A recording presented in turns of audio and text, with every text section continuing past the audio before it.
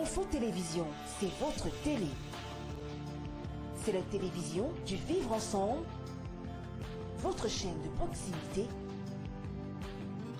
24 heures sur 24.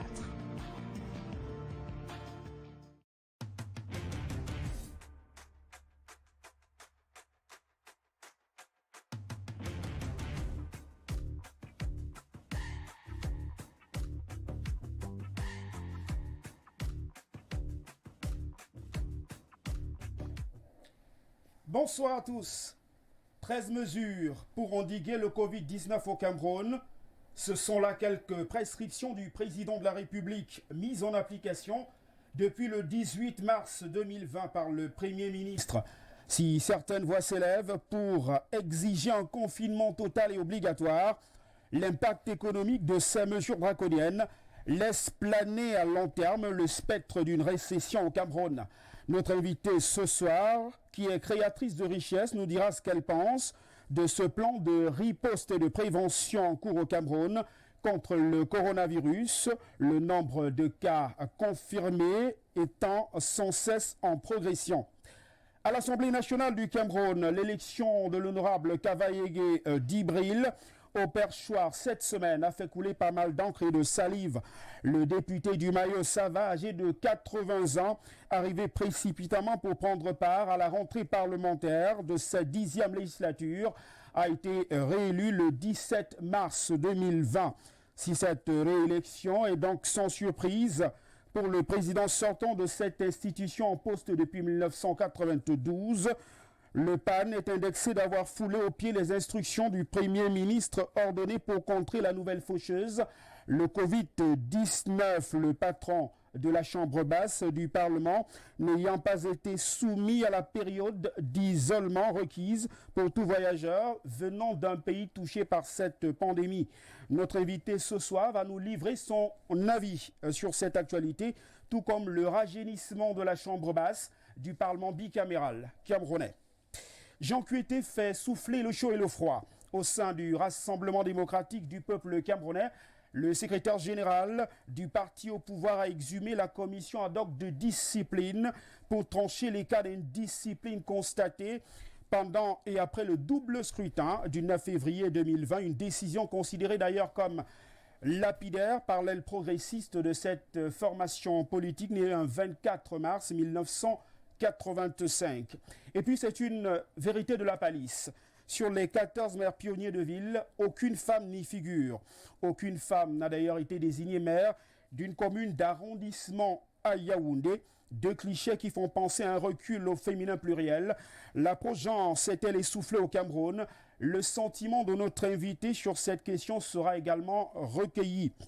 Instituée par l'acte additionnel du 25 juin 2018, la 11e journée de la CEMAC célébrée cette année au Cameroun, le 16 mars 2020, date marquant la commémoration du passage de l'Union douanière et économique de l'Afrique centrale à la Communauté économique et monétaire de l'Afrique centrale, nous servira de prétexte pour évoquer la problématique des infrastructures qui demeure l'une des contraintes majeures du développement de cet espace communautaire dans un contexte de libre-échange continental.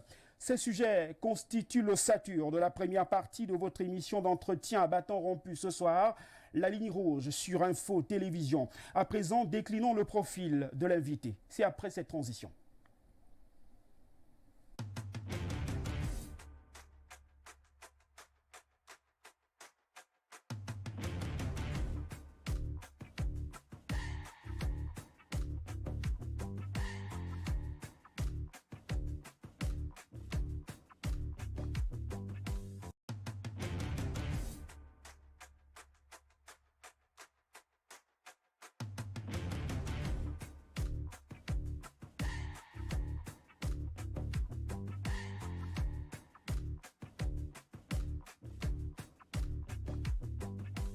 C'est une femme d'impact, au look déjanté et au franc-parler assumé. Françoise Pouené, Dimami Nyanga est aujourd'hui à la tête d'un immense empire. Présidente directrice générale du groupe franco comprenant un hôtel 4 étoiles et plusieurs entités à Yaoundé. Les gens pensent que dès qu'ils sont grands, ils ne peuvent plus rien faire du tout. C'est pas vrai. Vous voyez, les nouveaux managers aujourd'hui, ce n'est plus les patrons qui viennent derrière la voiture, qui sont escortés, qui vont s'asseoir au bureau et qui donnent des directives aux gens. Non, ce n'est plus ça. Le nouveau management aujourd'hui, c'est le dynamisme. Et je l'exprime aussi en conduisant même ma voiture, comme vous avez vu tout à l'heure, en faisant même le ménage chez moi. Françoise Pouené est aujourd'hui la preuve vivante que l'on peut partir de zéro pour se faire une place au soleil. Originaire du département du Haut-Kam, à l'ouest du Cameroun, cette infirmière qui a débuté sa carrière à l'hôpital de la mission catholique de Banka va se lancer parallèlement dans la vente de beignets avant de devenir une Bayam Selam redoutable. Vous voyez, ça c'est en 1993. Ça c'est l'un des gros chantiers dans les BTP que j'ai fait. J'ai souvent eu des cheveux très longs. C'est à un moment donné de ma vie, j'ai décidé de changer, de ne plus garder des cheveux, parce que je pense qu'en gardant les cheveux, c'est moins dynamique. Ambitieuse, cette femme d'affaires de poids aujourd'hui est une militante de la cause féminine à travers les concepts comme Mami Nyanga Masterclass ou encore la plateforme Mami Nyanga Cameroun Women Entrepreneurship Network, deux initiatives qui proposent des modules de formation visant à rendre les femmes autonomes. Françoise Pouené dit Mami Nyanga veut partager les recettes de sa réussite. Cette biaïste est l'une des rares femmes qui a su effectuer la transition d'infirmière à Bayam Selam à milliardaire. Une success story qui lui vaut aujourd'hui une reconnaissance internationale.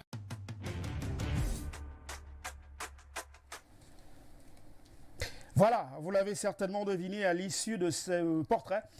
Françoise Pouené est bel et bien l'invitée de cette première édition de Ligne Rouge ce soir sur les antennes d'Info Télévision. Françoise Pouené, merci d'avoir accepté notre invitation. Merci beaucoup. Françoise, j'aimerais qu'on commence par une question d'actualité. La nouvelle est tombée comme un coup de massue. C'était vendredi dernier. L'on a annoncé le décès du patriarche Fotso Victor. Et très rapidement, sur la toile, vous avez posté un message fort et émouvant. Je me permettrai d'ailleurs de retrouver ce message. Vous avez salué, j'y arrive, la mémoire d'un bâtisseur, dites-vous. Le patriarche a donc su apporter sa contribution à poser les jalons d'une économie camerounaise. Et pour vous, monsieur Fotso Victor de regrettée mémoire était donc un véritable patriote. Vous a-t-il inspiré, Françoise Pouené? Oui, le président, moi je l'appelais le président jusqu'à maintenant, le feu président. C'est un bâtisseur et c'est un grand homme. J'ai côtoyé le président Fotso, donc je le connais personnellement. Et aujourd'hui, il est décédé. Vous avez vu sur la toile le message que j'ai envoyé. Et j'ai d'ailleurs pris la décision aujourd'hui de faire dire quelques messes dans quelques églises pour que son âme repose en paix. Parce que c'est vraiment un grand homme. C'est vraiment le patriarche, s'il faut le dire, quelqu'un d'assez, je vais dire d'assez honnête. Et surtout quelqu'un qui m'a apporté beaucoup d'enseignements. Moi, j'ai beaucoup appris de patriarche Fotso. Il ne bavardait pas beaucoup, mais il était très précis. Dans chaque chose qu'il disait, il était ses paroles étaient très construites. Donc, c'est quelqu'un qui m'a marqué. Françoise Pouené, j'aimerais qu'on entre dans le vif des échanges. La première partie étant consacrée aux questions d'actualité. On parle beaucoup du coronavirus au Cameroun. Depuis quelque temps, le président de la République a d'ailleurs pris 13 mesures.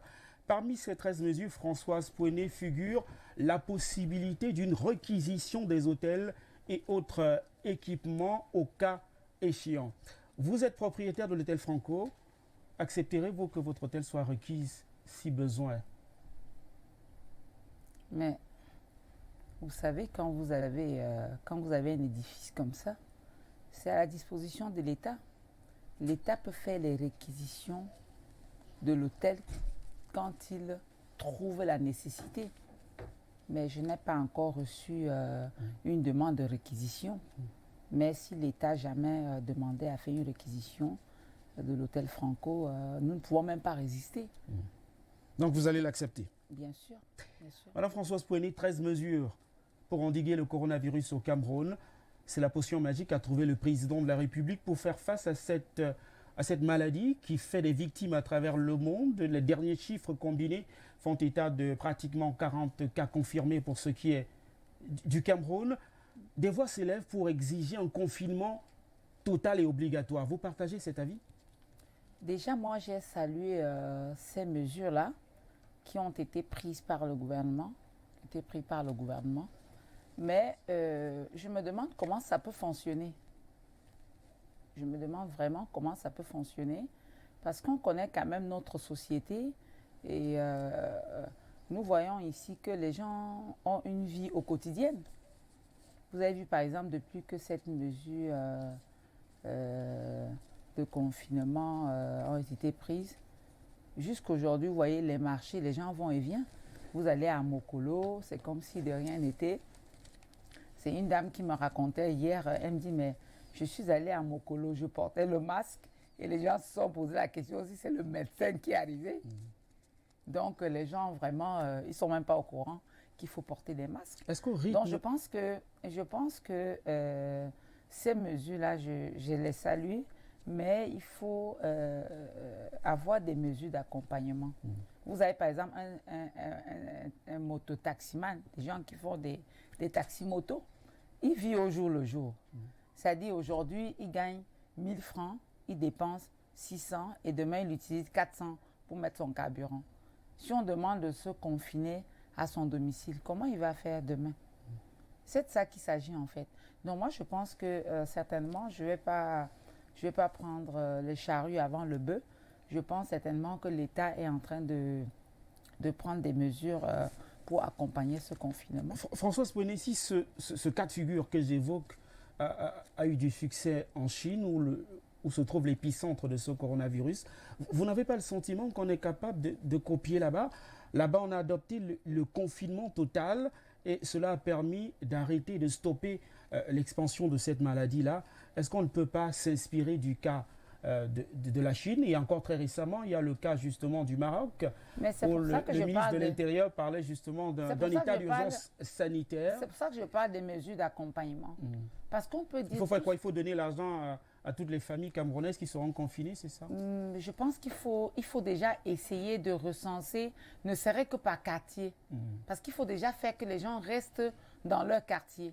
Par exemple, les gens qui restent à Mendon, qui restent à Mendon.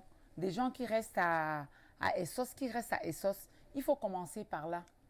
Et si on commence par là, on peut réussir à faire restreindre les gens au moins dans leur zone. Mais vous avez les gens qui partent de Mendon, qui vont travailler à Essos. Vous avez des gens qui partent d'Essos pour Bassos. Vous avez des gens qui partent de Bassos pour Loncac. Ils ne sont pas dans le confinement. Tout ce qui est vraiment effectif, c'est la fermeture des écoles.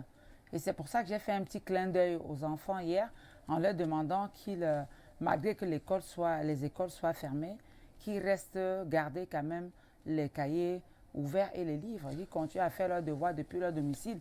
Parce que ce n'est pas possible s'il n'y a pas de mesures d'accompagnement. Très bien. Et ces mesures-là vont certainement démarrer par les circonscriptions. Et Yaoundé est bien circonscrit. Vous avez Yaoundé 1, vous avez Yaoundé 2, vous avez Yaoundé 3, vous avez Yaoundé 4, vous avez Yaoundé 5. Parce qu'aujourd'hui, on peut pas parler, on peut dire, par exemple, en Chine aujourd'hui, vous parlez de la Chine, on est sur la Chine. Par exemple, en Chine aujourd'hui, ils ont des méthodes pour détecter des gens dans leur domicile. Et parce que les domiciles sont numérotés. Donc, les domiciles ne sont pas identifiés chez nous. Donc, on peut déjà commencer par nos propres moyens, qui sont les zones. On dit par exemple Yaoundé 1er. Les gens de Yaoundé 1er ne vont plus à Yaoundé 2, par exemple. Je rappelle que cette émission, La Ligne Rouge, ce soir, Atmel Interactivité. Vous pourriez donc adresser vos questions à Mme Françoise Pouené via le code SMS et WhatsApp 695 38 79 46 et 651 94 11 31. Françoise Pouené, parlons à présent de l'impact de cette pandémie sur l'économie camerounaise. Les exégètes de l'économie sont suffisamment clairs, même si le ministre en charge du commerce indique qu'on a un stock de produits de grande consommation capable de nous permettre de tenir pendant 2 mois. Les exégètes de l'économie sont suffisamment clairs sur cette question.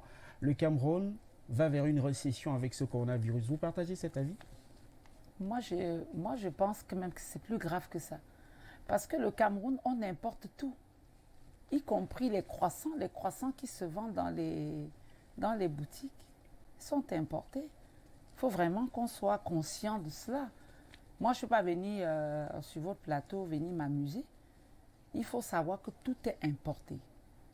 Même le carburant que nous mettons dans nos voitures, c'est importé. Tout est importé. Les farines sont importées. Les levures sont importées. Donc moi, je crois que tant que les autres... C'est-à-dire, nous dépendons complètement des autres. Il ne faut pas se cacher les vérités. Nous dépendons des autres. Parce que si les autres même n'ouvrent pas leurs frontières, on ne peut plus rien faire. Qu'est-ce qu'on peut faire? Si j'ai ma voiture qui est en panne ce soir, qu'est-ce que je vais faire? Puisqu'il faut que je commande les pièces sur Mercedes en France. Qu'est-ce que je vais faire? Mais je vais la garer.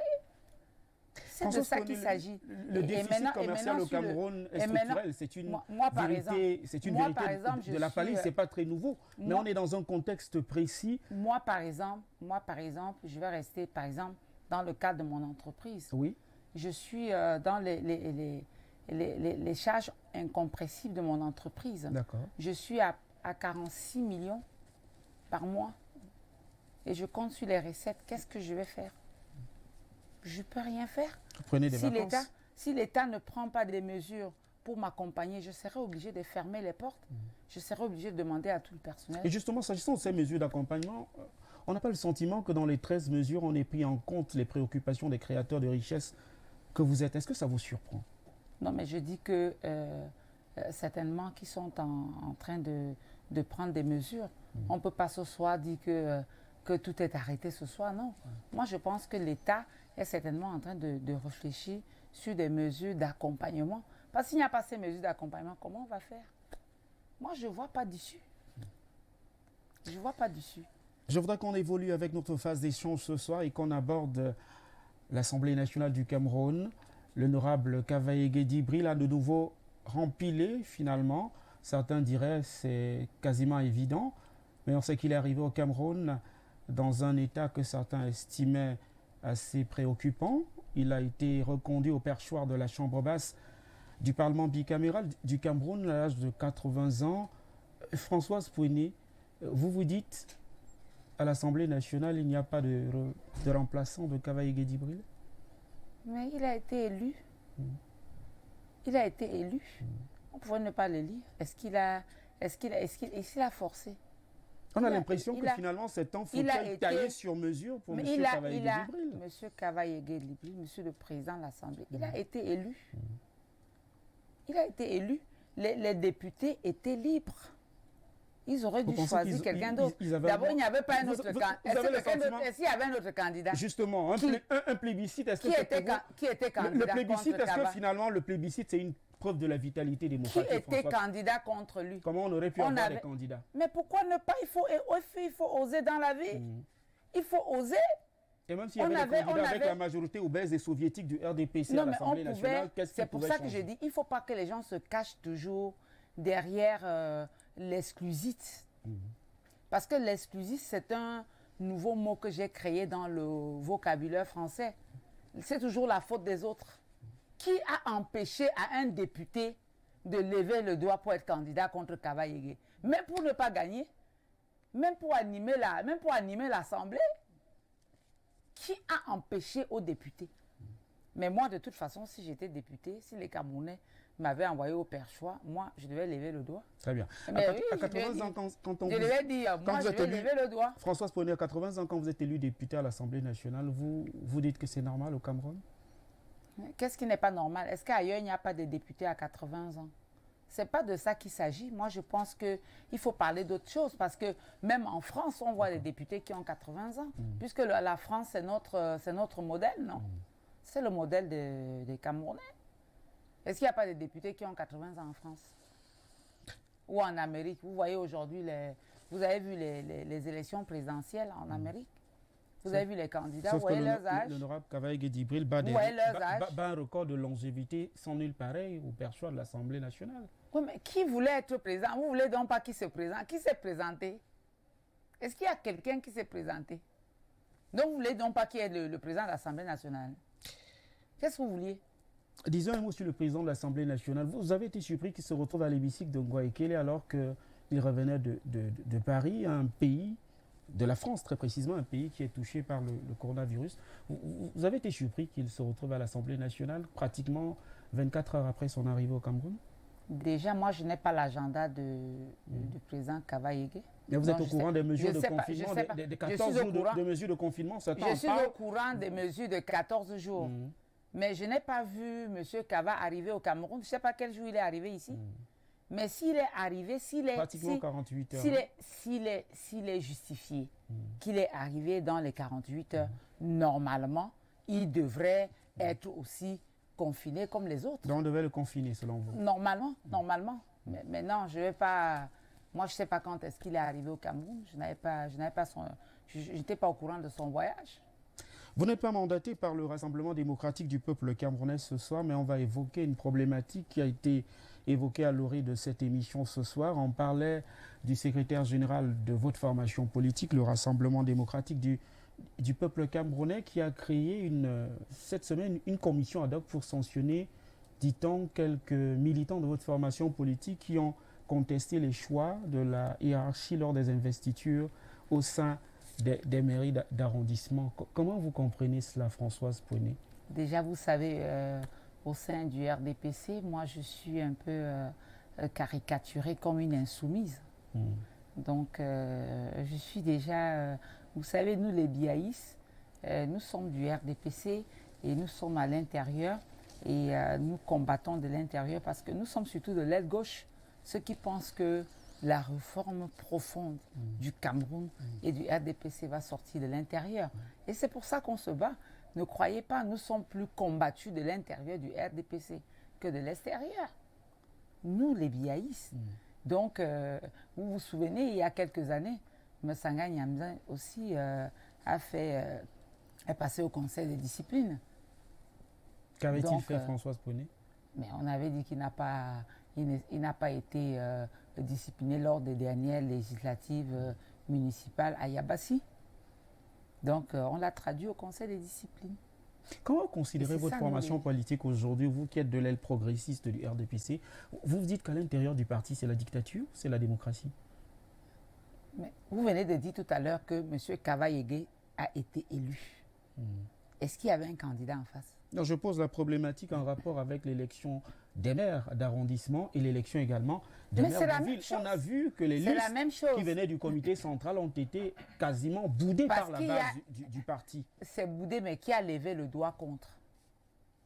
Parce qu'il faut ceux qui seront certainement sanctionnés dans les tout prochains jours. Il faut bien qu'à un moment donné, que les uns et les autres lèvent le doigt contre et qui disent pourquoi ils sont contre. Parce que les gens n'arrivent pas... Et beaucoup de gens ne viendront pas sur vos plateaux dire tout ce que je suis en train de dire là. Parce que les gens veulent toujours dire tout bas. Mais c'est pour ça, moi, je suis franc. Je dis tout haut. Ce que les autres viennent dire tout bas. Je dis tout cela dans les arrondissements. Par exemple, dans l'arrondissement de Banka, c'est l'opposition qui est maire à Banka. Ils sont maires à Banka parce que la population de l'arrondissement de Banka a boudé la liste du RDPC qui était partie de l'arrondissement de Banka, que le comité central est allé changer ou modifier certains noms dedans. On a perdu, par exemple, les élections à l'arrondissement de Banka à cause de ça. À cause de ça. Mais moi, je ne veux pas dire, nous restons disciplinés dans notre parti. Parce que le RDPC a quand même ses règles. Le RDPC a quand même une certaine doctrine. Le RDPC a une discipline et nous sommes des lieutenants du président de la République. Et c'est nous qui devrons porter fort le RDPC. Je reprécise ma question, Françoise Poinet. Doit-on sanctionner les militants qui ont contesté la liste venue du comité central? Mais s'ils ont été indisciplinés, ils doivent être sanctionnés. C'est dans la dictature au sein du RDPC. C'est pas la dictature. Puisqu'on ne prend pas en compte les aspirations de la base, on prend des décisions au niveau de l'administration du parti, mais on ne tient pas en compte ce que les militants à la base veulent. Ce n'est pas la dictature. Ce n'est pas la dictature. On est dans une doctrine. C'est une religion. Le RDPC, c'est une doctrine. Et les militants doivent rester disciplinés. Disons un mot sur les maires pionniers des villes. Vous le savez, à la faveur du Code général portant sur les collectivités territoriales décentralisées, dont la loi est entrée en vigueur, c'était en décembre dernier. Désormais, on parle de communauté urbaine, mais on parle de maire de ville et non de délégué du gouvernement qui était jusqu'ici nommé par un décret du chef de l'État du Cameroun. Surprise, Françoise Poney, qu'aucune femme ne soit élue maire des 14 grandes villes du Cameroun. Cela veut peut-être dire que vous, les femmes, vous ne vous intéressez pas beaucoup à la politique. Moi, je ne suis pas seulement surprise. Moi, je suis choquée.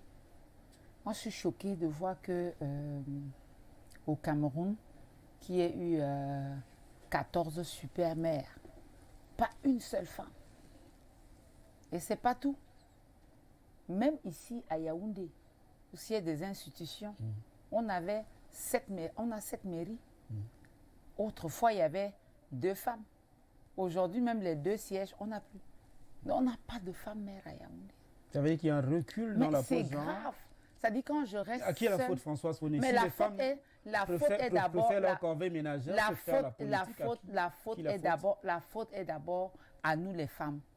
Parce qu'on dit que le remède de la femme, c'est la femme. Puisqu'on utilise la femme contre la femme. C'est pour ça qu'aujourd'hui, je me bats. C'est pas évident.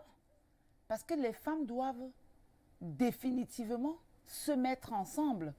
Vous pensez que si les femmes étaient ensemble, on n'est plus de 50%, on n'est plus de 52% de la population.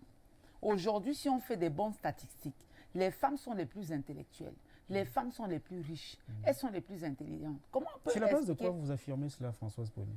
Prenez mon exemple. Prenez l'exemple de d'autres femmes de la ville. Mais moi, j'ai essayé de... Parce que quand vous regardez, par exemple, depuis en 1960, où les femmes étaient déjà à des postes suffisamment prestigieuses, regardez aujourd'hui, quand vous prenez 1960 aujourd'hui, si vous voulez compter les femmes magistrats, mais on en a à la pelle. Si vous voulez compter les femmes médecins, c'est pratiquement les femmes qui sont médecins dans tous les hôpitaux. Allez regarder maintenant les femmes huissiers de justice, les femmes agrégées, les femmes professeurs, les femmes enseignants. Est-ce qu'on peut compter le nombre? Qu'est-ce qui empêche les femmes au Cameroun? Mais ça, c'est au Cameroun seulement. Allez ici à côté en Centrafrique, pays qui est en guerre. Qui est mise à la défense là-bas? C'est une femme. Qui est mise aux affaires étrangères? C'est une femme. Donc c'est ça que j'ai dit, que les femmes doivent être responsables de leur propre turpitude. C'est nous les femmes, nous devons nous déterminer. Nous devons nous organiser à dire stop. C'est nous. Mais malheureusement, je vais dire ça sur votre plateau, peut-être demain, j'aurai des problèmes, mais aucune femme ne viendra me soutenir.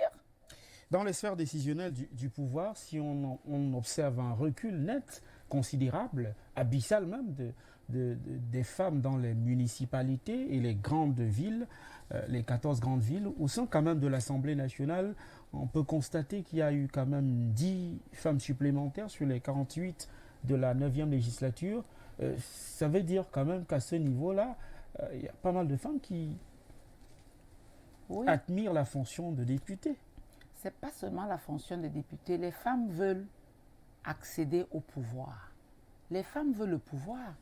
Mais malheureusement, elles n'arrivent pas à se déterminer. Pour en faire quoi, elles n'arrivent pas à se donner de la valeur. Le pouvoir pour en faire quoi? Moi, par exemple, mais elles ont des blocages à tous côtés. Déjà, même pour être femme, c'est un problème. J'ai dit être une femme, c'est un problème. Vouloir être députée, mais imaginez, c'est encore un autre problème. Vous vous rendez compte qu'on est dans un pays où on a 5 personnalités de la République, président de la République, président du Sénat, président de l'Assemblée nationale, premier ministre, président du Conseil économique et social. Il n'y a pas une femme. Mais c'est grave. Est-ce qu'il n'y a pas une femme dans ce pays? Mais il y a un problème. C'est pour ça que je dis que, moi, j'ai discuté hier avec une dame. Je disais qu'il faudrait peut-être que les femmes se réunissent par région, peut-être dans les stades, pour voir qu'est-ce qui ne va pas. Et voir maintenant qu'est-ce qu'il faut faire pour qu'on nous prenne en considération. Parce qu'il y a un problème. Moi aussi, je suis plus embêtée que vous. Ne croyez pas. Ne croyez pas. Moi, j'ai tenté, il y a quelques années, je voulais être sénatrice. J'étais même tête de liste de la région de l'Ouest. Imaginez-vous, dans tout le Cameroun, j'étais la seule femme à être tête de liste. Imaginez les personnalités qu'il y avait dans ma liste. On est même venu extraire certaines personnes dans ma liste pour faire 2 sénateurs. Mais il y a un problème. Mais c'est les femmes, c'est nous, on doit être responsables de notre propre turpitude. Très bien. Et je les invite à plus de responsabilités. Et je les invite à ce partenariat qui est difficile, le partenariat femmes et femmes. Comment faire? Parce qu'aujourd'hui, on parle beaucoup de partenariat hommes et femmes. Il faut désormais parler de partenariat femmes et femmes. Comment est-ce qu'on peut faire pour qu'une femme parte de son travail avec sa collègue, une autre femme, elle part dans un café, prendre leur petit café, sans que ce soit autre chose? C'est ça le partenariat femmes et femmes. Comment faire pour qu'une femme se donne de la valeur? Qu'une femme soit mariée avec son mari, s'arrête à son bureau, l'invite dans un restaurant et paye de ses poches. C'est là où ça commence. Parce qu'il faudrait que les femmes se prennent en charge. Madame Françoise Pouéné, j'aimerais qu'on aborde deux sujets avant de prendre la deuxième articulation de cette émission, La Ligne Rouge ce soir. J'aimerais qu'on évoque la question de la CEMAC. C'est une sous-région aujourd'hui qui préoccupe au regard des pesanteurs liées à l'intégration de cette sous-région-là. Lorsque vous observez la CEMAC aujourd'hui, vous en tant qu'opératrice économique, vous vous dites qu'est-ce qui coince? Mais c'est une sous-région qui ne peut pas fonctionner. Pourquoi? Comment ça peut fonctionner? Ça peut fonctionner comment? Quand je pars d'ici, je vais au Congo, je fais 24 heures de voyage. Et le voyage coûte plus cher que d'aller en France. Et il me faut faire des visas. Comment ça peut fonctionner? La CEMAC ne peut pas fonctionner. Moi, je pense que les Africains ne sont pas encore prêts à se mettre ensemble. Et quand ils seront prêts à se mettre ensemble, alors l'Afrique, vous savez, c'est la terre promise ici. L'Afrique va se transformer. Vous savez, la transformation, cela même, vous voyez, regardez aujourd'hui les contingents des Africains qui tombent dans l'eau parce qu'ils s'en vont, soi-disant, à la terre promise en Europe. Vous savez, l'Europe aujourd'hui, ils ont déjà atteint ce qu'on appelle les matheux. Je ne sais pas si vous avez fait les mathématiques, l'asymptote. C'est-à-dire qu'ils n'ont plus rien à faire. L'agriculture est modernisée, les chemins de fer sont construits, les aérogaz sont construits, les universités sont construites, les laboratoires. Qu'est-ce qu'il y a encore à construire en Europe aujourd'hui? Pourtant, tout est à faire en Afrique. C'est ici et maintenant. C'est la terre promise. C'est ici que même les Blancs devaient tomber dans l'eau parce qu'ils viennent chercher du travail. Moi, je suis très embêtant. Moi, je suis très embêtée. Si la CEMAC est donc pour vous une coquille vide, que dites-vous de la zone de libre-échange continentale? C'est aussi comment on peut libre-échanger s'il n'y a pas des routes? Par exemple, si quelqu'un quitte ici, et regardez déjà au Cameroun, parce que pour faire une libre-échange, même au niveau du Cameroun, quelqu'un qui fait la tomate à Foumbot, est-ce qu'il peut aller facilement vendre ça à l'Est? Et quelqu'un qui fait la tomate, est-ce qu'il peut aller facilement vendre ça au Gabon? Juste la porte à côté. C'est pour ça qu'il faut avoir des infrastructures. Il faut ouvrir les frontières. Il faut ouvrir les frontières. Il faut laisser que les Africains circulent. Comment on peut circuler si le billet d'avion pour aller... moi, j'étais en Centrafrique l'autre jour, le billet d'avion coûte en business class à peu près 1 000 €. Madame Françoise Pouéné, on va sortir de cette phase d'échange avant de prendre la deuxième articulation de cette émission La Ligne Rouge ce soir sur Info Télévision. Je voudrais évoquer un sujet un peu personnel, Madame Françoise Pouéné. Vous êtes conviée à une conférence aux États-Unis qui se tiendra du 24 au 27 mars 2020. Vous êtes Official Guest of Honor. Je suis allé chercher ça un peu loin. Alors, Madame Françoise Pouéné, c'est quand même à Washington, D.C. Le Cameroun est en quarantaine. Vous allez faire comment? Vous allez... Mais la conférence a été annulée, non? Ah, ça a été annulé? Ça a déjà été annulé, vous savez. Ça a déjà été annulé. La semaine d'avant, j'avais même appelé le chargé d'affaires de l'ambassade américaine pour faire vite le visa, mais certes, ils ont fait le visa, mais la conférence a été annulée. D'accord. J'aimerais, avec la permission des téléspectateurs, que nous prenions rapidement la deuxième articulation de cette émission ce soir pour recevoir votre premier contradicteur dans le cadre du post-dictum. C'est juste après cette transition.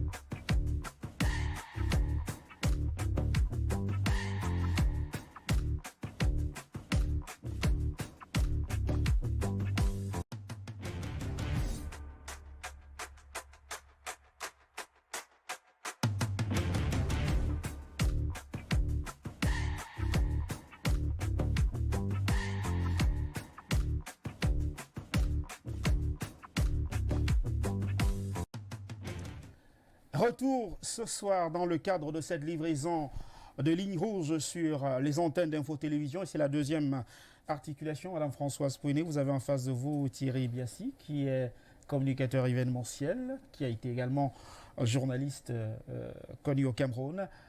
Et vous l'aurez donc pour quelques minutes pour évoquer votre idéologie, le biaïsme. Thierry Biassi, merci d'être venu ce soir. C'est moi qui te remercie Yves pour l'invitation et c'est un plaisir de retrouver les téléspectateurs d'Info TV et un plaisir encore beaucoup plus immense du moment où je me retrouve devant Madame Françoise Pouené, que j'ai eu l'occasion d'écouter plusieurs fois sur les médias. Et il faut dire que j'apprécie votre parcours parce que chaque fois, j'ai eu l'occasion de suivre la télévision. Vous avez raconté votre histoire et je pense que votre histoire devrait vraiment impressionner les jeunes générations et beaucoup plus la gente féminine. Alors Thierry, De tentez de 0 faire, à 10. tentez de faire Thierry, un franchir à milliardaire. Françoise Pouené. Non, mais- Tentez de faire franchir à Françoise Pouené la ligne La rouge. ligne Vous rouge. l'avez pour quelques minutes. Voilà, tout à fait. Déjà, je voudrais dire à qui ai-je l'honneur parce que c'est Mamie Nyanga, Françoise Pouené ou Madame Conchou. Madame Conchou, non, parce que je ne suis pas Madame Conchou.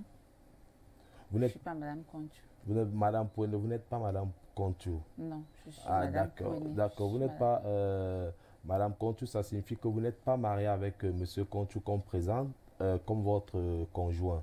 Non, il n'est pas. Non, on n'est pas mariés. Mais vous vivez ensemble. C'est mon compagnon. Mais vous vivez ensemble, Qu'est-ce que vous entendez de compagnon? sous le même toit. Sur le même toit, c'est le mariage. Ah, ben On vous a un vi- compagnon dans la vie. Vous n'avez jamais entendu ce thème-là? J'ai déjà entendu le terme, mais seulement parce que j'insiste là-dessus, parce que je sais que vous menez un combat assez important pour l'épanouissement de la gente féminine. Et c'est vrai, je tique un peu parce que le combat que vous menez s'articule exclusivement sur l'épanouissement économique, financier de la femme. Pourtant aussi, l'épanouissement de la femme, ça passe aussi par le mariage. Et vous déjà, vous n'êtes pas marié et vous mettez très peu un accent justement sur la vie conjugale des femmes dans votre mouvement. Mais est-ce qu'il est interdit à une femme de se marier? Non? Est-ce qu'il est obligé à une femme de se marier? Ok, Est-ce que le mariage, c'est une obligation absolue? ok, d'accord. Est-ce que pour résister dans la vie, est-ce que pour exister, il faut avoir absolument le nom de quelqu'un collé à votre nom? D'accord, je prends ça comme ça, je ne vais pas répondre Donc, parce que le c'est moi qui pose la professeur, question. le professeur, c'est mon compagnon. Et moi, j'assume ma vie.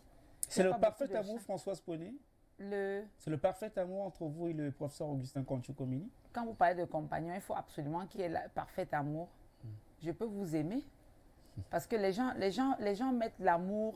Moi, il y a l'amour qui est l'amour propre. Il y a l'amour propre. Et il y a l'animalité de l'homme, qui est l'amour où il faut aller, je ne sais pas, au lit pendant 5 minutes. Qu'est-ce que ça représente dans la vie? Ça ne représente rien du tout. Ok, d'accord. On vous présente beaucoup plus comme une biaïste aujourd'hui. Alors, je voulais savoir exactement, et dites un peu aux téléspectateurs Info TV, c'est quoi le biaïsme en fait?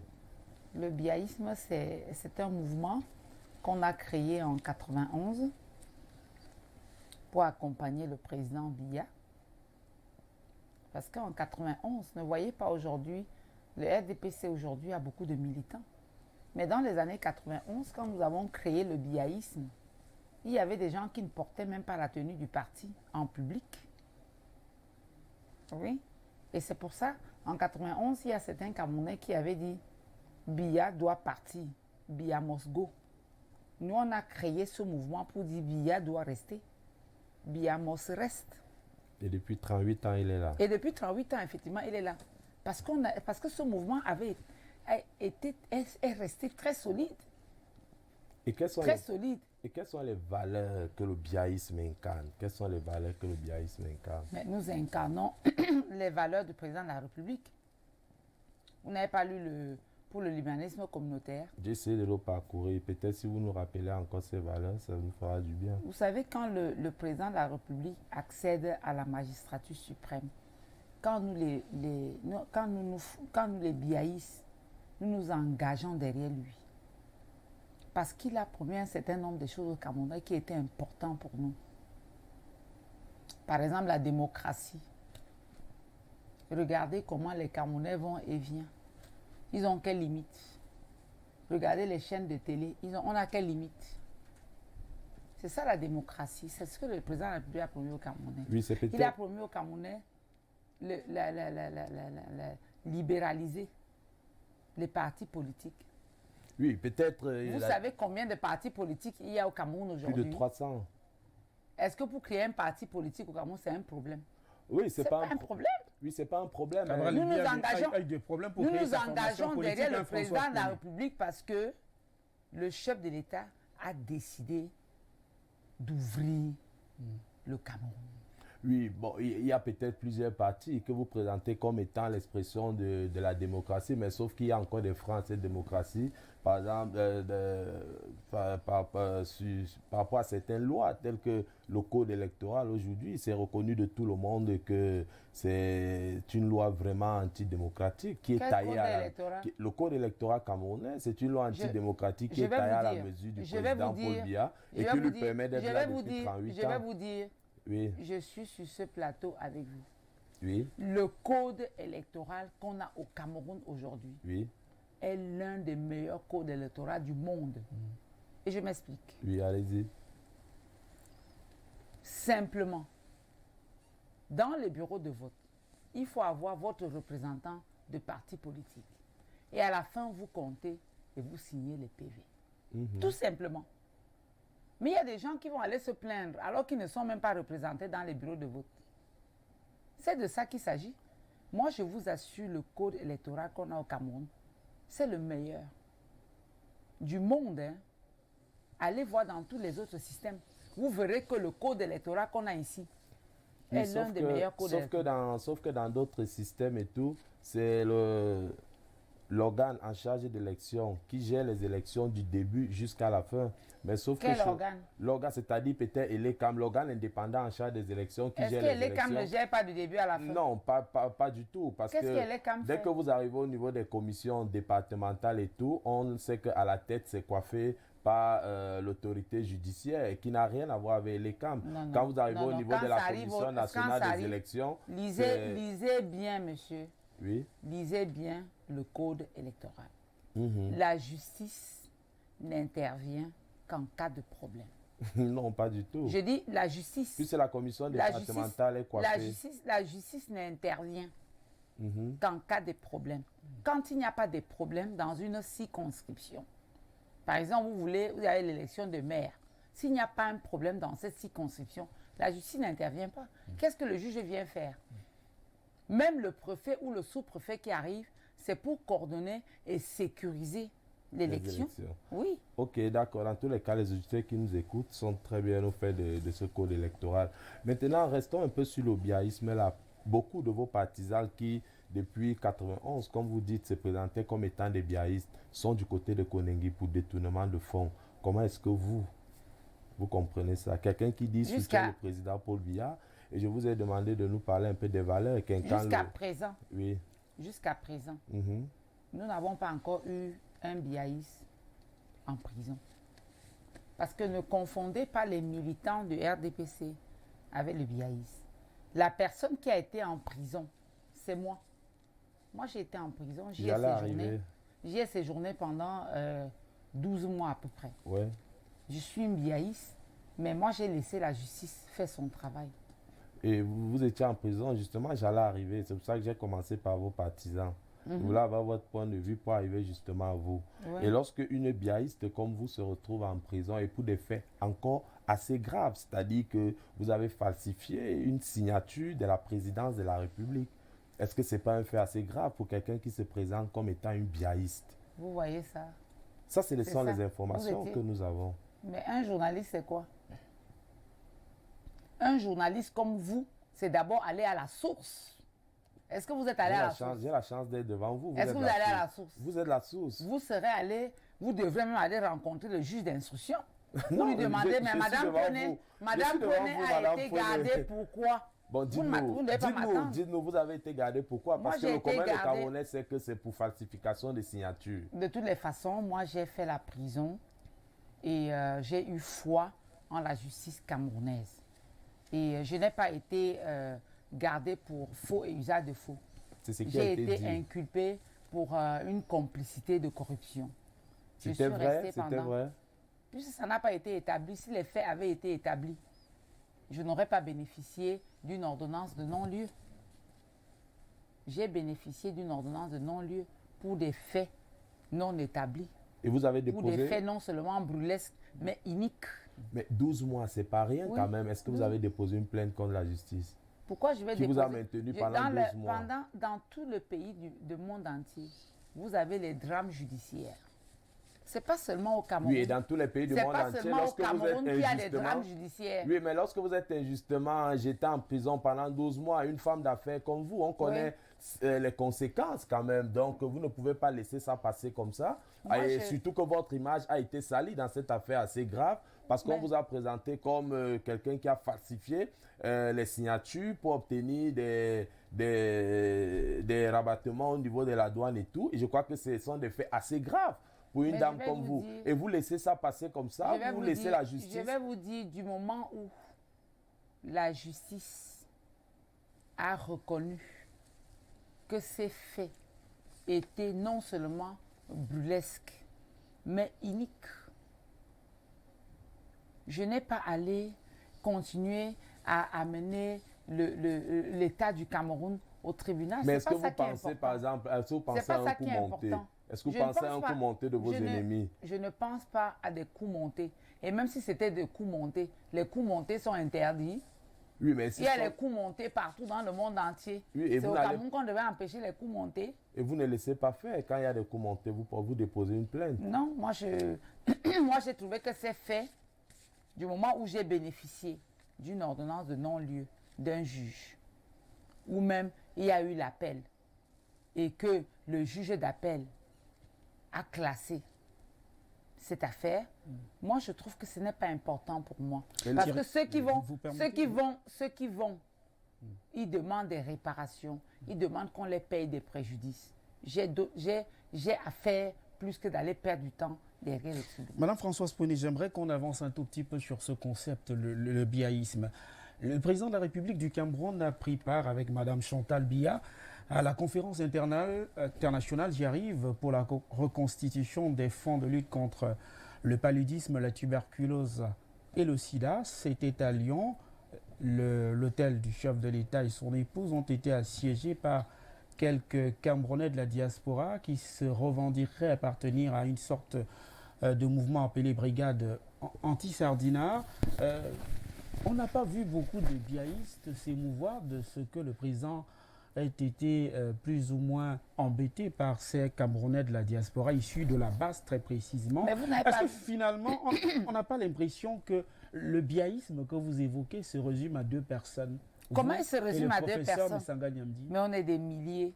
On est des milliers. On ne vous a pas vu sortir, vous aurez pu battre le pavé pour manifester votre colère après ce qui s'est passé à Lyon. Je vous ai dit que nous sommes disciplinés. Il suffit simplement que le chef de l'État clique et nous on met l'assaut. Est-ce que le président nous a demandé de nous lever? Si nous demandons, on se lève. Nous sommes prêts. Le président de la République ne nous a pas demandé. En France, par exemple, où il y a eu ça, on est des milliers en France. Il suffit simplement que le président de la République nous demande de répliquer, on réplique. Est-ce que le biaïsme n'est pas nouveau l'opportuniste, Françoise Pouéné? Des opportunistes, parce que vous avez vu qu'on cherchait quoi? Vous avez vu qu'on a eu quoi? Le pouvoir. Le quoi? Comme pouvoir. Qu'est-ce que vous avez eu? Je voulais dire, est-ce qu'il y a quelques postes ministériels. Vous avez vu un biaïste nommé? Madame Françoise, on est nommé où? Est-ce qu'il n'y a pas une confusion lorsque vous parlez de biaïste, mais en même temps vous parlez du président de la République, oui, et en même temps vous parlez du président du RDPC là. Vous soutenez le président du RDPC de la République ou Paul Biya? Nous sommes les biaïstes, nous soutenons le président de la République. C'est un mouvement qui est créé pour accompagner le président de la République. Alors vous soutenez le président de la République? C'est ça, oui, c'est ça le biaïsme. Dernière question, Thierry. C'est ça le biaïsme, Thierry. Nous sommes là pour soutenir, porter le président de la République. Bon, pour peut-être la dernière question. Oui, la dernière question, Thierry. Est-ce que le fait de soutenir plutôt l'homme, Paul Biya, Parce que Oui. le biaïsme, c'est l'homme Paul Biya que vous soutenez en Oui. fait. Est-ce que ce n'est pas reconnaître l'échec de l'appareil politique qu'est le RDPC? Quel échec? L'échec du RDPC. Quel échec? Vous Mais voyez, pourquoi on ne pas sort, soutenir- on, pourquoi sort ne pas- on sort des élections. Oui. Vous avez vu que le RDPC a échoué? Mais C'est pourquoi quel ne pas échec? soutenir tout l'appareil RDPC dans son entièreté? Ouais, mais Pourquoi pourquoi dissocier parce Paul que le Biya du RDPC RDPC le et RDPC soutenir uniquement l'homme et laisser de côté? Le RDPC, c'est un parti politique.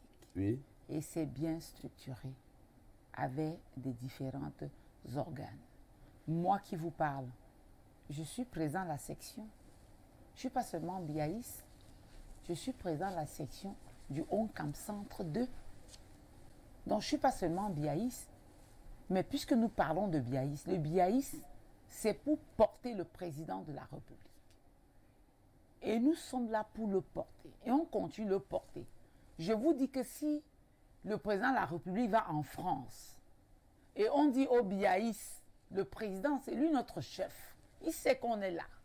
Il sait qu'on le soutient. Il a demandé si on attendait un poste ministériel. On n'a jamais nommé un biaïste ministre. Mais ce n'était pas une condition. Nous ne sommes pas là pour conditionner le président. Mais en même temps, si on veut, non, vous n'allez pas refuser. Peut-être moi, les gens qu'on nomme ministre, ils veulent être comme moi. Moi, je vais maintenant être comme eux. Merci Vous n'avez Françoise. pas vu que tous ceux qu'on nomme ministre, ils veulent être comme moi, ils veulent être à mon image. Il veut rouler en V8, il veut vivre à Bastos, il veut me rejoindre à Bastos. Moi, je vis là depuis 30 ans. Merci Thierry Biassi. Ok, merci. Merci d'être venu ce soir pour échanger avec Françoise Pouené. Pour totalement sortir de cette deuxième phase d'échange, j'aimerais que vous commentiez cet ouvrage, Le biaïsme, le Cameroun au piège de la médiocrité politique, de la loi de l'accumulation, de la loi de l'accumulation, j'y arrive, et de la décivilisation des mœurs. Cet ouvrage est de Thierry Amougou qui en réalité brosse une fresque quasiment morose du renouveau politique depuis 1982 et indique d'ailleurs que cette vision du président de la République était pourtant porteur d'un immense espoir et s'est soldée par des crises à la fois civiques, sociales et même morales. Est-ce que vous partagez cette analyse, Françoise Pouené? Déjà, je n'ai pas lu cet ouvrage. Donc, je ne peux pas intervenir dans cet ouvrage. Je ne l'ai pas lu. Je n'ai pas pris connaissance de cet ouvrage. Mais je dis que Est-ce qu'on n'a pas été bercé d'illusions? les gens ne veulent pas faire l'évaluation du président de la République. J'ai dit tout à l'heure que le président de la République a fait un certain nombre de choses. Et ce que moi je pense aujourd'hui, qu'il reste encore à faire, c'est la prospérité. Et quand je regarde le chef de l'État, le président de la République, je pense qu'il est encore en quête de cette prospérité. Mais oui, mieux vaut tard que jamais. Mieux vaut tard que jamais. Et si vous le surveillez bien, vous regardez bien ses mouvements, vous verrez bien que à chaque fois, il change le ministère de l'économie, il va économie et finances, il va finance, parce que lui aussi, il cherche comment est-ce qu'il va laisser la prospérité au Camerounais. Je crois qu'il est en quête. Quand vous regardez ses mouvements, surveillez-le bien. Vous ne pouvez pas avoir un seul remaniement ministériel sans que les ministères des Finances, de l'économie soient concernés. Ça veut dire que quoi? Ça veut dire simplement que lui-même n'est pas satisfait. S'il était satisfait, il les garderait. Vous verrez des ministères ici où les gens restent 10 ans, 18 ans, 20 ans. Merci Françoise Pouené et merci Thierry Biassi. On va prendre également la même articulation pour recevoir cette fois-ci Roger Ntebe, qui est directeur de publication de Pile ou Face. Vous allez échanger autour de l'autonomisation de la femme. C'est après cette légère transition. Et on revient.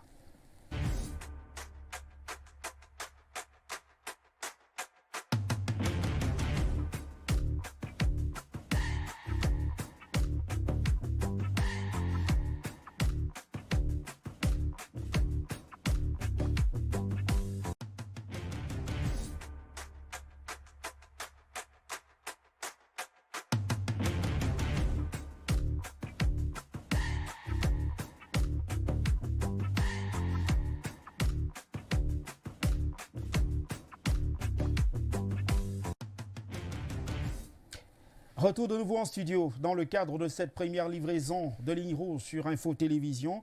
Françoise Poinet, en face de vous, vous avez donc Roger Ntélé, qui est le directeur de publication du journal Pile ou Face. Roger, bonsoir et merci d'être venu. Bien, merci. Et davantage, merci à Mami Nyanga. Je crois que l'appellation vaut peut-être la peine. Allez-y, vous l'avez pour 20 Et effectivement, je vais peut-être aller beaucoup plus droit au but. Que vous inspire l'autonomisation de la femme? Vous savez, on venait de parler tout à l'heure des maires, on a parlé des députés. Tout cela va passer essentiellement par l'autonomisation de la femme. Parce que plus la femme va être autonome, mieux elle va s'exprimer, que ce soit en ménage, que ce soit en politique. Elle va mieux s'exprimer. Et c'est pour ça que pour le 8 mars, j'ai organisé une conférence pour former les femmes à davantage d'autonomisation et surtout aux droits de succession pour connaître leurs droits. Parce que tout va essentiellement passer par l'autonomisation de la femme.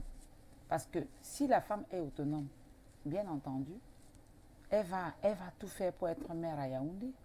Si les femmes sont davantage autonomes, elles vont s'investir dans la politique, tout simplement.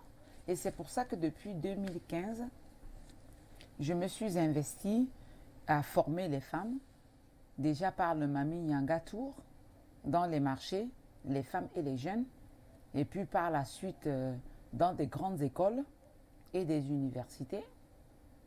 Et puis très récemment, j'ai créé le masterclass pour davantage inviter les femmes à cette prise en main. Et puis, tout récemment, j'ai créé le Mani Kawe. C'est Mami Nyanga, Cameroun Entrepreneurship Network.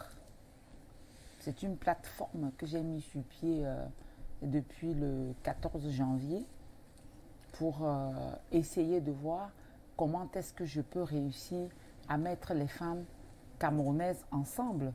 Parce que les femmes camerounaises travaillent beaucoup, les femmes entrepreneurs travaillent beaucoup, mais n'ont pas de la lisibilité. Parce que comme je l'ai dit tout à l'heure, elles n'arrivent pas à se mettre ensemble.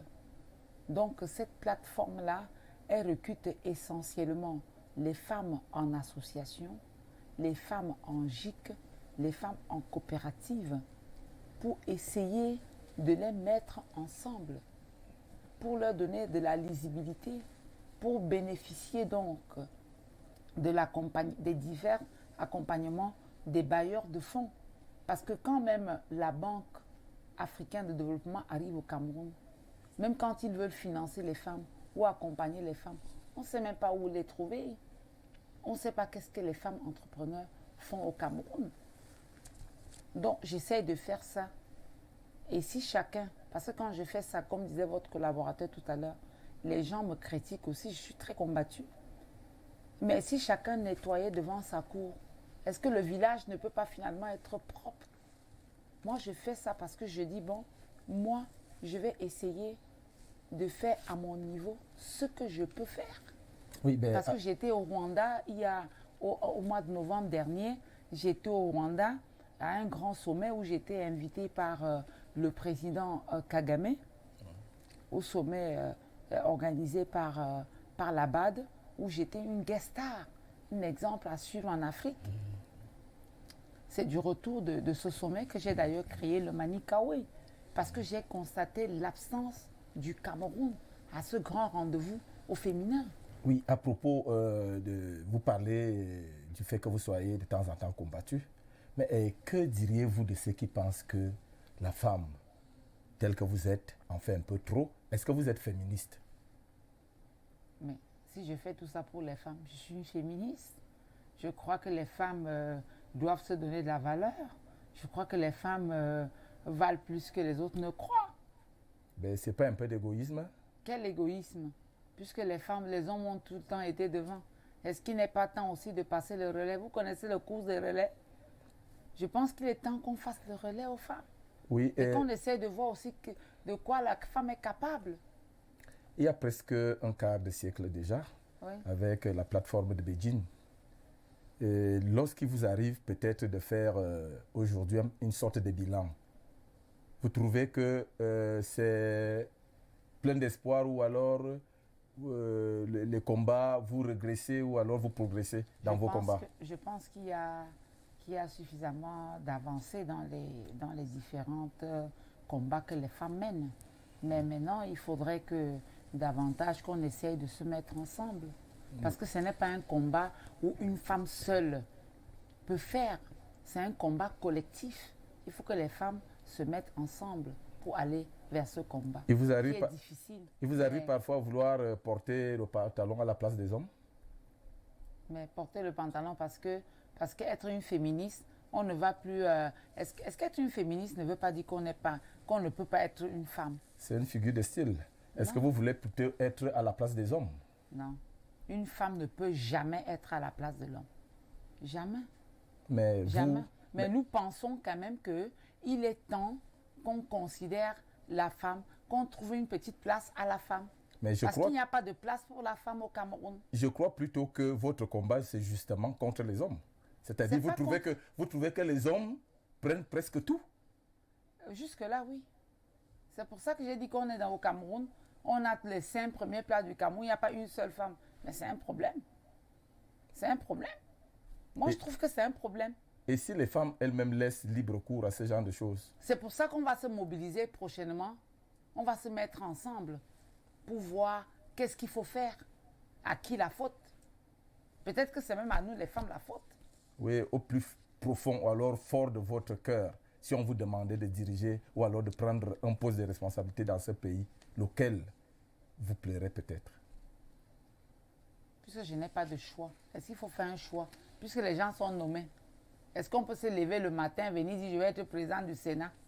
Est-ce qu'on peut se lever le matin et dire je vais être Premier ministre? Oui, vous attendez. Je pourrais vous faire une proposition. Laquelle? Entre être président du Sénat et peut-être Premier ministre au Cameroun. Je ne suis même pas sénatrice. C'est une proposition. Voilà, proposez donc.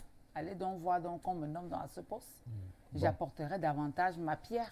Bon, maintenant, il y a de cela 1 an exactement, le ministre de la Femme et de la Famille était aux États-Unis, justement sur invitation des Nations Unies, pour parler des problèmes de l'autonomisation de la femme. Elle a fait une déclaration à la CRTV du retour. C'était, je crois, le 24 mars 2019. Elle donnait pleine satisfaction. Elle semblait être très encouragée et vraiment galvanisée. Avez-vous l'impression que ce ne sont pas simplement des points de vue politiques pour faire plaisir? Non, moi je pense qu'il y a beaucoup de programmes pour les femmes. Je vous ai parlé tout à l'heure de la Banque africaine de développement avec AFAWAD.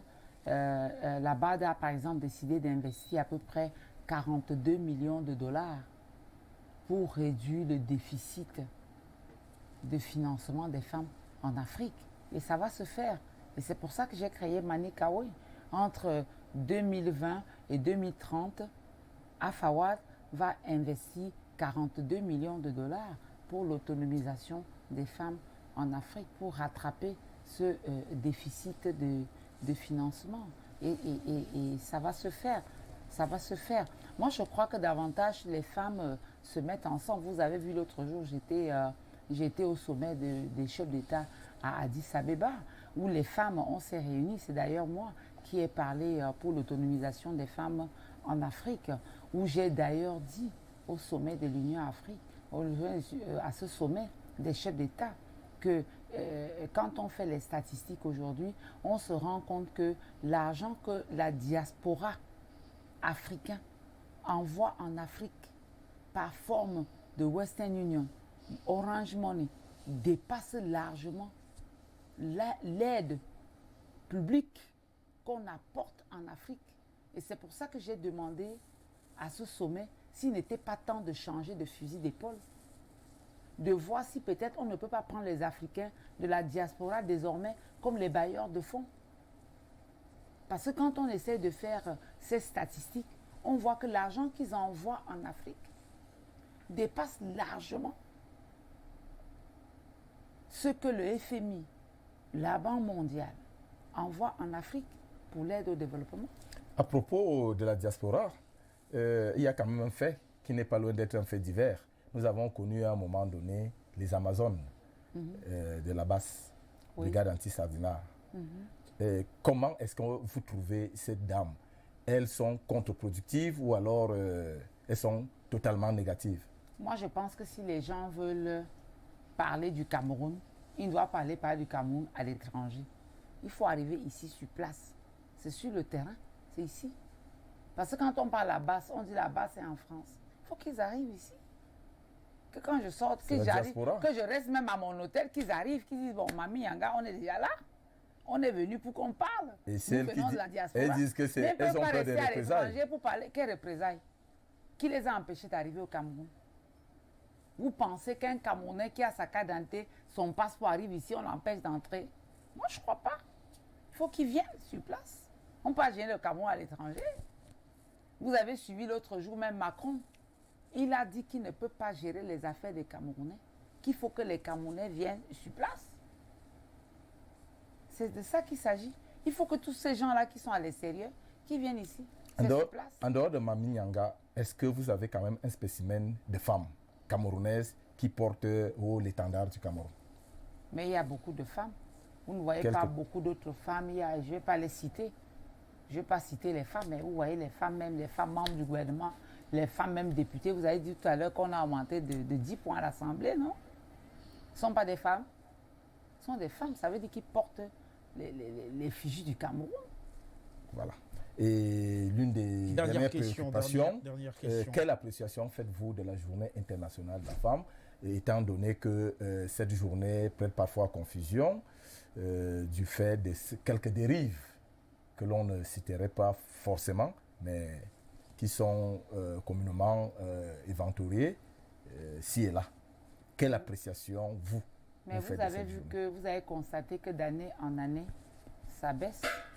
Cette folie-là, vous avez constaté par vous-même.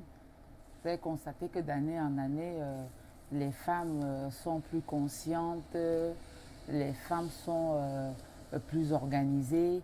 Moi, par exemple, le 6 mars dernier, j'ai organisé une grande conférence sur les droits successoraux des femmes au Cameroun. C'est ce genre de conférence qu'il faudrait normalement organiser pour former les femmes à davantage de prise en main, à davantage d'autonomisation. C'est de ça qu'il s'agit. Ce n'est pas aller au défilé du 20 mai. Moi, sur la place du 20 mai, moi, de toute façon, moi, je ne vais pas au défilé. Je n'ai même pas tenu de 8 mars. Malheureusement, mais bon, c'est pas ça qui est important.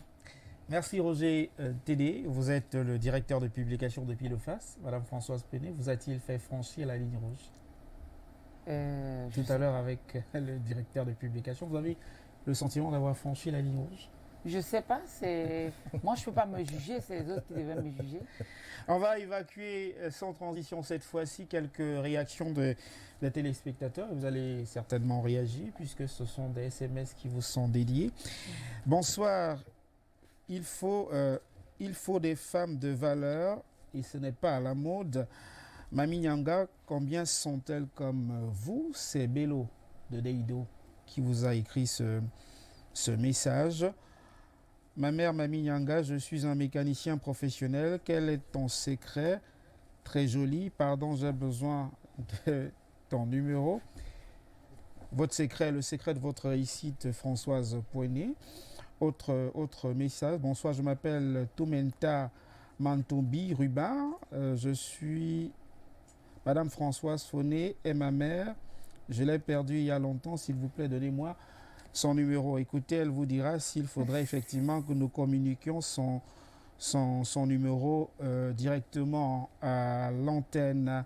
Autre réaction qui nous vient du Burkina Faso. Bonsoir madame. Moi je suis au Burkina Faso. Alors il dit ne pas comprendre. D'ailleurs j'ai du mal à saisir ses propos. On va prendre d'autres réactions, madame Françoise Poignet, avant que vous réagissiez à quelques préoccupations de ces millions de téléspectateurs qui nous font désormais confiance. Bonsoir le plateau et bonsoir à Mami Nyanga, Thierry Mbiassi, je suis heureux de vous voir.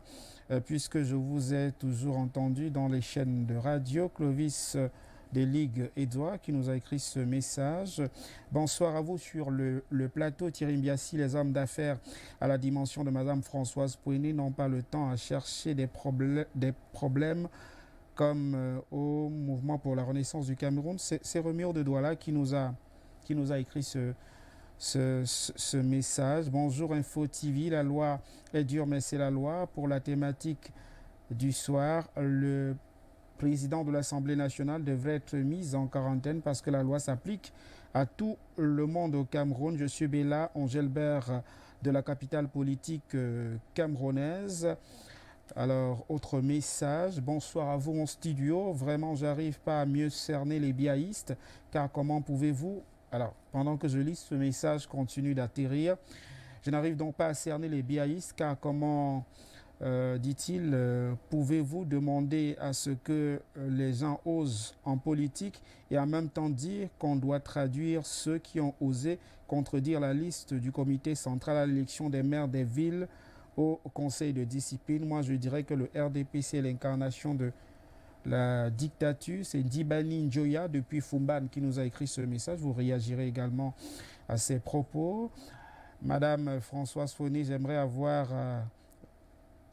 vous avoir comme conseillère, mais comment faire pour vous rencontrer? C'est Bana qui nous a également écrit ce message. Bonsoir à vous sur le plateau. C'est de la part de Singou Abraham de Marois. La dame ne doit pas dire qu'on a pour modèle la France, affirmant notre particularité. En plus, pourquoi certaines personnes ne respectent pas les décisions émanant du pouvoir central? L'égalité du genre doit s'affirmer par la femme à travers son engagement politique. Françoise Pouéné, je vous permets de réagir à quelques préoccupations des Camerounais. D'abord, quel est le secret de la réussite de Françoise Pouéné?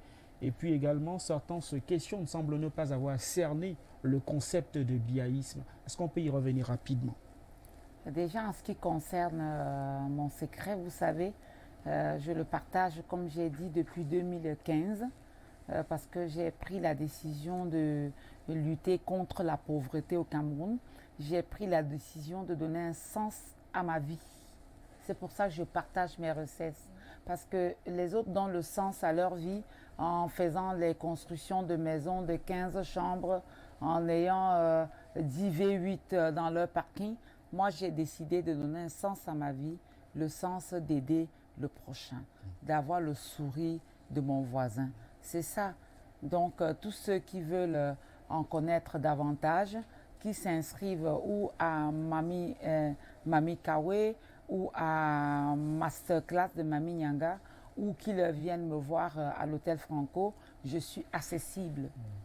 Au sujet du biaïsme, on a l'impression que tout au long de cette phase d'échange, les téléspectateurs n'ont pas suffisamment bien cerné le concept et finalement l'objectif qui est recherché à travers ce mouvement qui soutient le président de la République. L'objectif du biaïsme est simple.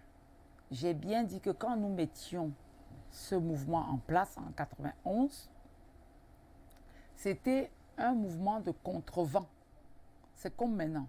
C'est-à-dire les gens qui ont pris la décision, Biya doit partir. Nous, en 91, on dit non, Biya doit rester. Et je l'ai longuement expliqué.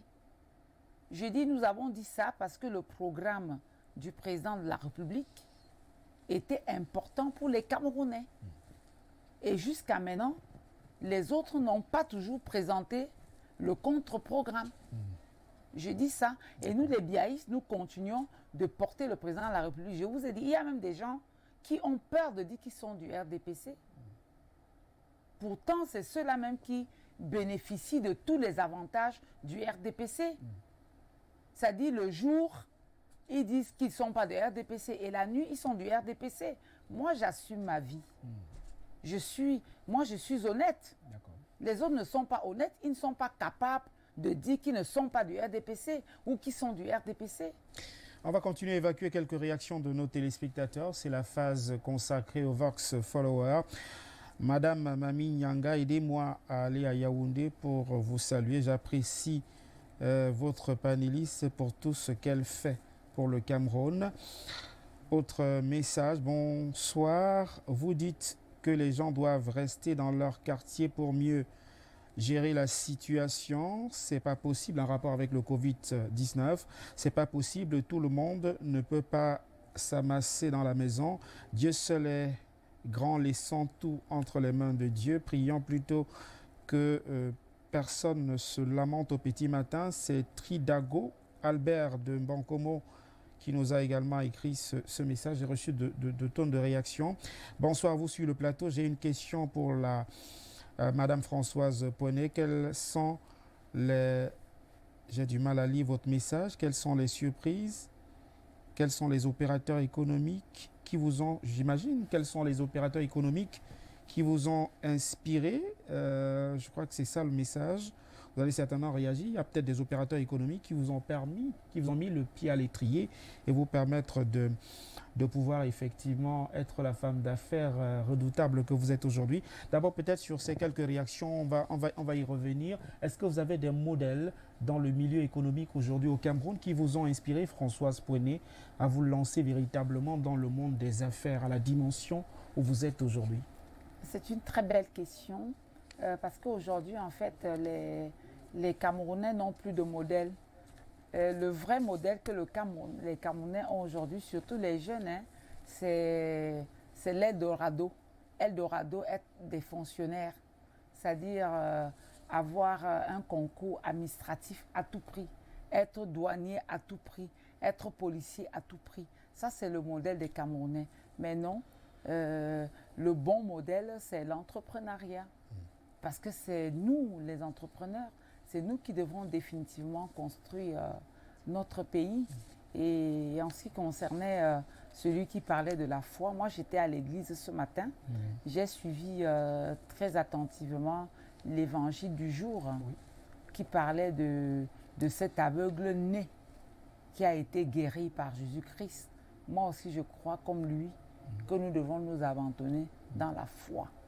Parce que c'est Dieu seul qui peut nous sauver. Parce que le Cameroun n'a pas encore une bonne capacité d'accueillir ce genre d'épidémie sur le plan sanitaire. Avant de sortir de cette phase d'échange, je voudrais que vous nous apportiez quelques éclairages. Françoise Poinet, vous avez pris part à une rencontre de haut niveau, gender, au niveau Gender My Agenda, j'y arrive. Gender is my gender. Voilà, sous la thématique « Faire taire les armes au-delà de 2020 ». Alors, votre intervention à Addis Abeba portait sur quoi, Françoise Poinet? Et pourquoi avez-vous été conviée à cette rencontre-là? J'ai été invitée par GEMA. GEMA, c'est une organisation au féminin qui est rattachée à l'Union africaine. Où j'y ai pris part, où j'ai intervenu. Gender is my gender. C'est-à-dire ton agenda est le mien. C'est au féminin. Comment est-ce qu'on peut donc faire pour que les femmes se mettent ensemble? Comment est-ce qu'on peut faire pour faire taire les armes en Afrique? Et c'est pour cela qu'on invite les femmes. On pense que les femmes sont capables de se mobiliser pour faire taire les guerres, pour faire déposer les armes en Afrique. Et c'est pour ça que l'Union africaine compte beaucoup sur les femmes. Même au sommet où j'étais au Rwanda, le président de la commission de l'Union africaine a baptisé le prochain décennie au féminin. C'est-à-dire le prochain décennie sera au féminin. Il faut définitivement faire confiance aux femmes. D'accord. J'aimerais, avant que l'on sorte de cette phase d'échange avec vous, Françoise Poinet, première invitée dans le cadre de cette livraison de la ligne rouge ce soir sur Info Télévision, que l'on prenne quelques journaux dans les parutions de demain lundi 23 mars 2020. On a donc la primeur d'avoir quelques journaux qui paraîtront demain. Et avec la complicité de la réalisation ce soir, on va prendre la une du journal La Météo. La une du journal La Météo pour ce lundi est donc essentiellement consacrée à la lutte contre le coronavirus, une menace qu'il faut donc prendre très au sérieux selon la une du journal de Dieudonné Vent qui paraîtra demain lundi. C'est l'information qui est à lire en parcourant la page 4 de ce journal qui parle justement de ces Camerounais qui semblent minimiser la menace du coronavirus. La une du journal Info Matin Quotidien nous plonge au cœur de la bataille autour de l'énergie et de l'eau au Cameroun. C'est l'agonie, constate le dossier proposé dès demain par le journal de Dieudonné Vent qui propose une revue des 2 secteurs clés de la vie nationale au Cameroun, aujourd'hui rongés par l'affairisme, les pénuries, l'incompétence, le népotisme et la malgouvernance. C'est un dossier de 5 pages qui est proposé dans les colonnes de ce journal. La une du journal Mutation nous plonge au cœur de cet hommage rendu à Fotso Victor, qui n'est plus le milliardaire industriel camerounais, maire de Pété Banjoun, est passé de vie à trépas. C'était donc vendredi 20 mars dernier à Paris et le journal Mutation a choisi de rendre cet hommage à cette illustre personnalité. Repère pour sa part, titre dès demain sur la lutte contre le coronavirus. Il revient sur le cas de Marcel Niatendi Fendi et l'honorable Kavaege Dibril qui défient le gouvernement. La une de ce journal précise que ces 2 personnalités, présidents des 2 chambres hautes et basses du Parlement bicaméral du Cameroun, ne sont pas soumis aux prescriptions du chef de l'État du Cameroun. Une que vous aurez donc à parcourir dès demain dans les différents kiosques à journaux. Week-end Info pour sa part nous parle du président de la chambre basse du Parlement bicaméral du Cameroun qui a été donc contaminé par les Facebook virus. C'est un jeu de mots pour préciser que sur la toile depuis plusieurs jours, des informations erronées sur la santé du président de l'Assemblée nationale circulent. Certains indiquent d'ailleurs qu'il aurait été confirmé positif au Covid-19. Une information erronée, constate le journal Week-end Info. C'est la grande une de ce tabloïd. Et Singan, pour sa part, nous parle de lutte contre le coronavirus. Le président de la République du Cameroun, obligé donc de corriger Kavaege Grégoire Ona, constate la grande une de ce tabloïd ce matin, qui rend également un vibrant hommage au patriarche Fotso Victor, hommage de Célestin Bidjegui à Fotso Victor. C'est la petite encadrée de ce journal Les Singan qui paraîtra dès demain lundi. Équation pour sa part en kiosque ce matin revient cette fois-ci sur ce conseil d'administration qui s'est donc tenu et qui a permis au Cameroun de présider la tête de la Regional Maritime University, une information qui est à lire en grande une de ce tabloïd. Pour Réalité Plus, l'information qui barre la une ce lundi, c'est cet hommage à Victor Fotso. L'histoire d'un bâtisseur légendaire est à lire ce matin. Dès demain matin, j'y arrive, dans les colonnes de ce journal Réalité Plus. La Voix du Centre, pour sa part, nous parle de Kavaege Dibril et la folle rumeur au sujet de son état de santé. A-t-il été en effet infecté au Covid-19? Grande interrogation évoquée par le journal La Voix du Centre. Une information qui est à lire dès demain dans les kiosques, également à journaux. L'Indépendant, pour sa part, a choisi de titrer sur ce dernier coup de Bayrou Fadil. On parle de gangstérisme économique en grande une de ce tabloïd. L'information est largement détaillée dans les colonnes de ce journal. Mais Yom Salah, pour sa part, a choisi de revenir sur les mesures salutaires du président de la République qui a décidé d'adopter 13 mesures pour faire face au coronavirus. L'information à lire dans les colonnes de ce tabloïd égrène ces 13 mesures du président de la République qui ont été édictées par le Premier ministre. C'était le 17 mars dernier. Le Financier d'Afrique, pour sa part, nous parle des raisons de la résistance aux mesures contre le Covid-19. L'information qui est allée constate qu'au sein de l'opinion, on observe encore cette fébrilité. Quelques Camerounais ont donc du mal, évidemment, à prendre en compte les mesures et les prescriptions prises par le gouvernement de la République pour endiguer le coronavirus qui fait des victimes dans notre pays. L'information est à lire dans les colonnes du journal Le Financier d'Afrique. Sans détour, pour sa part, a choisi de titrer dès demain lundi sur la situation explosive au ministère de l'Agriculture et du Développement rural. Près de 400 employés des projets exigent leurs droits salariaux. C'est une information qui est à lire dans les colonnes de ce tabloïd. L'œil du Sahel de Nguiba Ngatama pour sa part. Titre pour lundi, le RDPC se déchire dans le Djerem.